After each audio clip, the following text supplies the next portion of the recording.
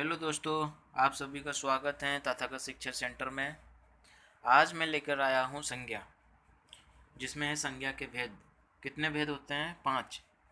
Number 1, व्यक्तिवाचक, जातिवाचक और भाववाचक। जिसमें जातिवाचक में 2 होते हैं, द्रव्यवाचक, समूहवाचक। आगे संज्ञा की परिभाषा या संज्ञा किसे कहते हैं? संज्ञा अर्थात नाम। यह भी कहा जा सकता है कि किसी का नाम ही उसकी संज्ञा है, जिससे यह जाना जाता है। इसकी डेफिनेशन है, किसी व्यक्ति, वस्तु, स्थान या भाव के नाम को संज्ञा कहते हैं। किसको कहते हैं संज्ञा? व्यक्ति हो, वस्तु हो, स्थान हो या भाव हो, उसके नाम को क्या कहा जाता है? संज्ञा कहा जाता है। जैसे कि राम हुआ, श्याम हुआ, भारत हुआ, जापान आदि, कमल, होली, दिवाली इत्यादि नाम हो, भाव हो, कुछ भी, उसे क्या कहेंगे? संज्ञा कहेंगे। उदाहरण के तौर पर दिन निकल आया, पक्षी चहचहाने लगे, आकर्षक विद्यालय जाने की तैयारी करने लगे, सूर्य की रोशनी से उपवन को सौंदर्य खिल उठा। ये एक संज्ञा का उदाहरण है, जिसमें नाम है पक्षी, विद्यालय, सूर्य, रोशनी, उपवन, सौंदर्य। ये क्या चीज़ है? उदाहरण है। संज्ञा के भेद यह कितने प्रकार के थे? 5 प्रकार के, जिसमें अपन पहला देखेंगे संज्ञा। संज्ञा की प्राचीन मान्यता क्या है?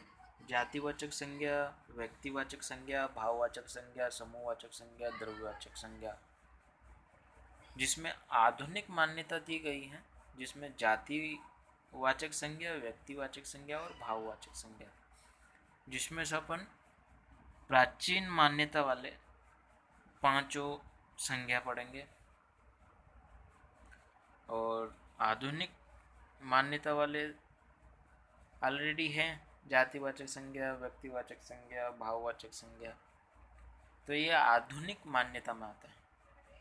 आगे संज्ञा 3 प्रकार की होती है। संज्ञा कितने प्रकार की होती है? 3 प्रकार की। लेकिन कुछ विद्वानों ने 5 प्रकार के भेद को स्वीकार किया है, जो इस प्रकार है। व्यक्तिवाचक संज्ञा प्रॉपर नाउन, जातिवाचक संज्ञा कॉमन नाउन, भाववाचक संज्ञा एब्स्ट्रैक्ट नाउन, द्रव्यवाचक संज्ञा मटेरियल नाउन, समूहवाचक संज्ञा कलेक्टिव नाउन। ये कितने? 5 हुआ। जिसमें पहला है प्रॉपर नाउन। क्या है पहला?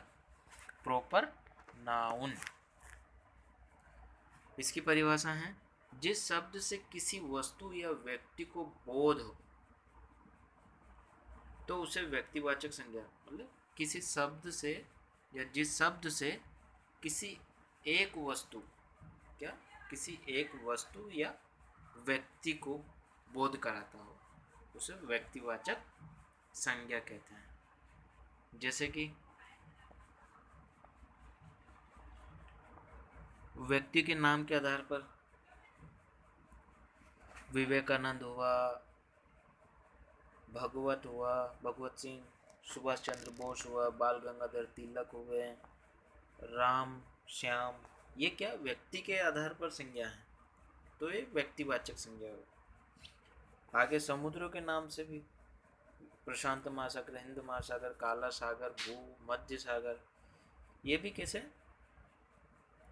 महासागरों का। राष्ट्रीय जातियों के नाम पर जाति, भारतीय, जापानी, अफगानी, रूसी, अमेरिकी, ये राष्ट्रीय जातियों के नाम पर भी व्यक्तिवाचक संज्ञा हो। पर्वतों के नाम पे हिमालय, विंध्याचल, अलकनंदा, कराकोरम। नदियों के नाम गंगा, यमुना, कृष्णा, कावेरी, सिंधु, बोलगा, नगरों, चौकी और सड़कों के नाम के आधार पर अशोक मार्ग, वाराणसी, इलाहाबाद, चांदनी चौक, बंद रोड, बैंक रोड आदि।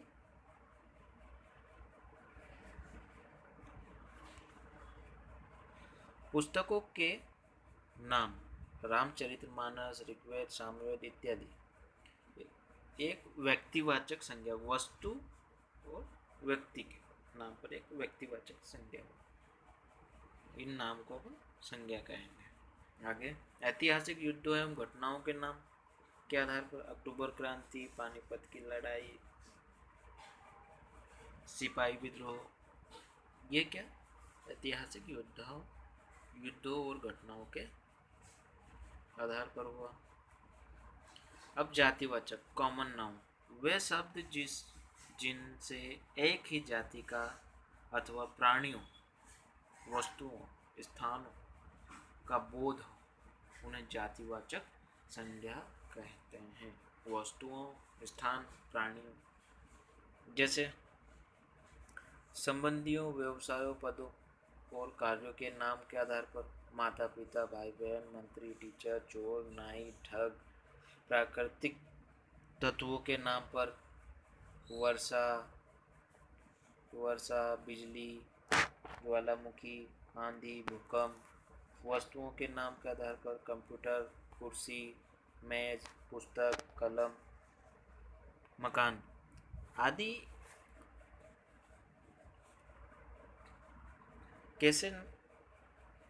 कैसी संज्ञा है?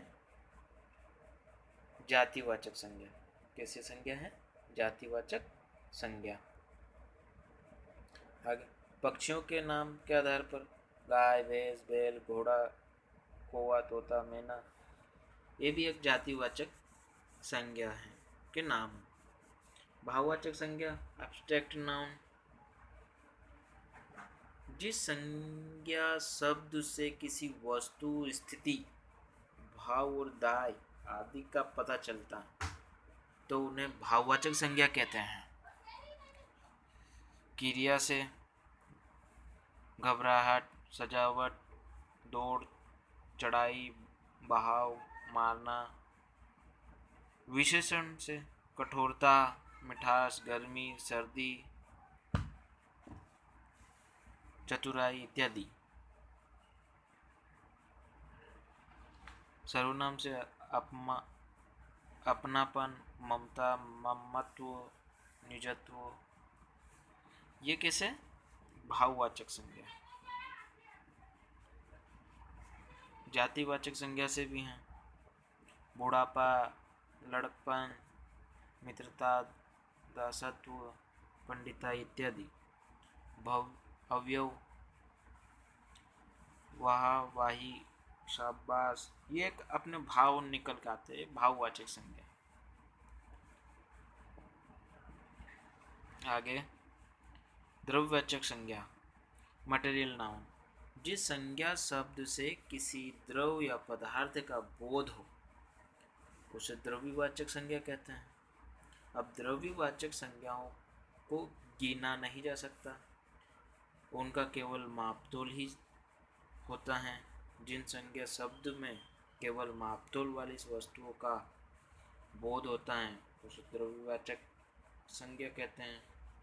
जैसे दूध, दही, पनीर, तेल, सोना, चांदी आदि। ये कैसे? भाववाचक, द्रव्यवाचक संज्ञा। अगला समूहवाचक संज्ञा कलेक्टिव नाउन, जिन संज्ञा शब्द से किसी समूह का बोध होता है तो उसे समूहवाचक संज्ञा कहते हैं। जैसे सेना, टोली, भीड़, मंडली, गिरोह, काफिला, सभा इत्यादि। ये कैसे हुए? एक समूह के रूप में नाम है। टोली एक समूह है, सेना एक समूह, भीड़ एक समूह, मंडली एक समूह। तो ये कैसे संज्ञा हुई? समूहवाचक संज्ञा।